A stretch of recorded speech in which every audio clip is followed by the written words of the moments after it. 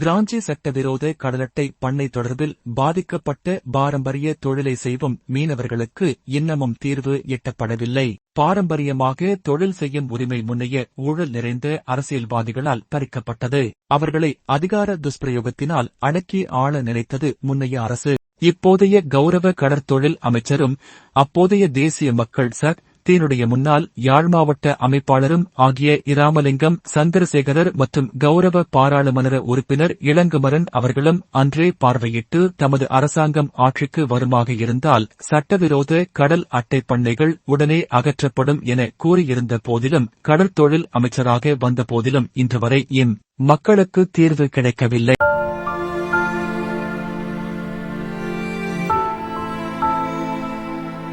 அரசியலுக்கு வருவதற்கு ஊழலை ஒழித்துக் கட்டுவோம் என்று கங்கணம் கட்டிக்கொண்டு நின்ற அரசாங்கம் தற்போது அதிக ஊழலும் கரைபடிந்த கடலாக இருக்கும் கிராஞ்சி கடலுக்கு இறங்குவதற்கு மௌனம் காப்பது ஏன்?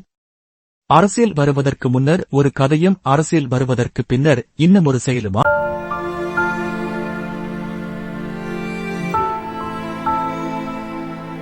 வாழ்வாதாரத்திற்காக பாரம்பரிய தொழிலை செய்யும் மீனவர்களின் பிரச்சினை இன்னமும் தொடர்ந்து கொண்டே இருக்கிறது.